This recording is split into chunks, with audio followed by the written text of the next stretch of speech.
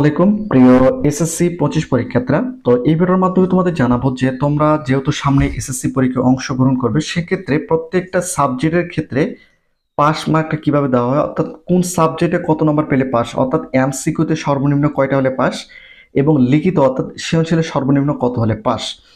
তো এখানে যদি তোমরা একটু লক্ষ্য করো, বাংলা প্রথম পত্র, বাংলা দ্বিতীয় পত্র, ইংরেজি প্রথম পত্র, ইংরেজি দ্বিতীয় পত্র, এই দুটো বিষয় আমি ভিডিওর শেষের দিকে আলোচনা করব। তো ফার্স্ট অফ অল তোমাদের ব্যবহারিক সহ যে বিষয়গুলো রয়েছে, যেমন তোমাদের বলি পদার্থবিজ্ঞান, রসায়ন, জীববিজ্ঞান, উচ্চতর গণিত, গার্হস্থ্য বিজ্ঞান, কৃষি শিক্ষা, অর্থাৎ তোমাদের যে সাবজেক্টগুলো ব্যবহারিক পরীক্ষা রয়েছে, যেমন এখানে জাস্ট আমি কৃষি শিক্ষার মাধ্যমে বুঝিয়ে দিচ্ছি। কৃষি শিক্ষা তোমাদের 25টি এমসিকিউ থাকবে, 25টি এমসিকিউ থাকবে, 25টির মধ্যে সর্বনিম্ন 8টি এমসিকিউ তোমাদের সঠিক করতে। এসএসসি পরীক্ষার সকল আপডেট পেতে এবং এসএসসি পরীক্ষার সকল বিষয় সাহায্য পেতে অবশ্যই চ্যানেলটিকে সাবস্ক্রাইব করে রাখো এবং ফেসবুক থেকে দেখলে অবশ্যই ভিডিওটি শেয়ার করে দাও এবং পেজটিকে ফলো করে রাখো। তবে তাহলে কোন কোন সাবজেক্টে তোমরা পাস করতে পারবে? কৃষি শিক্ষা, গার্হস্থ্য বিজ্ঞান, উচ্চতর গণিত, পদার্থ, রসায়ন, জীববিজ্ঞান, অর্থাৎ যে সাবজেক্টগুলো ব্যবহারিক রয়েছে। আর সিকিউর ক্ষেত্রে তোমাদের 50-এর মধ্যে সর্বনিম্ন 16 নম্বর তুলতে হবে। তাহলে কিন্তু তোমরা ওই সাবজেক্টগুলোতে, অর্থাৎ যে সাবজেক্টগুলোতে তোমাদের ব্যবহারিক রয়েছে, ওই সাবজেক্টগুলোতে তোমরা পাস করতে পারবে। এখন তোমাদের যে সাবজেক্টগুলো ব্যবহারিক রয়েছে, যেমন কৃষি শিক্ষা, গার্হস্থ্য বিজ্ঞান, উচ্চতর গণিত, পদার্থ, রসায়ন, জীববিজ্ঞান এবং আরো যে সাবজেক্টগুলো রয়েছে যেগুলোতে ব্যবহারিক পরীক্ষা রয়েছে, ব্যবহারিক যে সাবজেক্টগুলো রয়েছে সেগুলোতে তোমাদের 25টি এমসিকিউ থাকবে, 25টির মধ্যে সর্বনিম্ন 8টি, আর লিখিত থাকবে 50 মার্ক, 50 মার্কের মধ্যে সর্বনিম্ন 16 নম্বর তুলতে তোমরা কিন্তু পাস করতে পারবে। আর নিচে যদি তোমরা একটু লক্ষ্য করো, এই যেখানে তোমরা দেখতে পাচ্ছ ব্যবহারিক বাদে তোমাদের যে সাবজেক্টগুলো রয়েছে সেগুলোতে 30টি এমসিকিউ থাকবে, আর তোমাদের সিকিউ থাকবে 70 মার্কের। এখন দেখো, 30টি এমসিকিউর মধ্যে পাস করার জন্য সর্বনিম্ন 10টি আর 70-এর মধ্যে সর্বনিম্ন 23 নম্বর তুলতে হবে।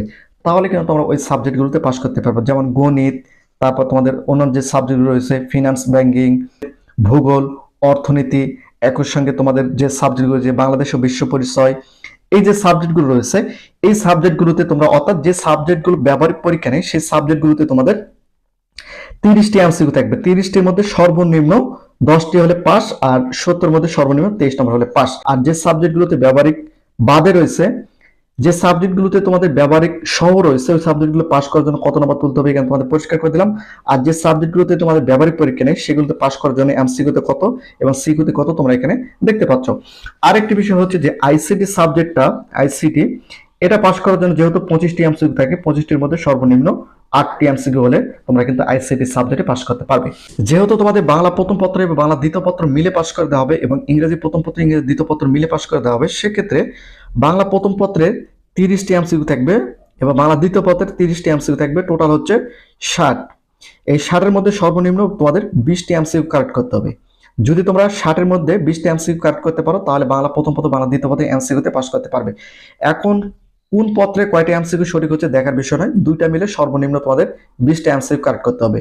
আর এখানে তোমাদের বাংলা প্রথম পত্র লিখিত, বাংলা দ্বিতীয় পত্র লিখিত বলে হচ্ছে তোমাদের 70 কত হচ্ছে 140, 140-এর মধ্যে তোমাদের সর্বনিম্ন 46 নম্বর তুলতে হবে, তাহলে তোমরা বাংলা প্রথম পত্র, বাংলা দ্বিতীয় পত্রে পাস করতে পারবে।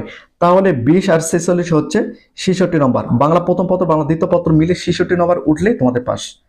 এখানে আমি তোমাদের পরিষ্কার করে দিলাম, বাংলা প্রথম পত্র, বাংলা দ্বিতীয় পত্র মিলে 66 উঠলে পাস, আর ইংরেজি প্রথম পত্র, ইংরেজি দ্বিতীয় পত্র মিলে সর্বশেষ 66 হলে পাস। এখন কোন পত্রে কত নম্বর উঠতেছে সেটা দেখার বিষয় নয়, দুই পত্র মিলে অর্থাৎ 200 নম্বরের মধ্যে সর্বনিম্ন তোমাদের 66 নম্বর তুলতে হবে, তাহলে কিন্তু তোমরা পাস করতে পারবে। এটা হচ্ছে তোমাদের পাস মার্কের বিষয়টা। যদি তারপরও তোমাদের বুঝতে কোনো সমস্যা হয়ে থাকে অবশ্যই তোমরা সেটা নিচে কমেন্ট করে জানাবে। তো প্রতিনিয়ত শিক্ষামূলক খুঁটিনাটি আপডেট ভিডিও পেতে অবশ্যই চ্যানেলটিকে সাবস্ক্রাইব করে রাখো।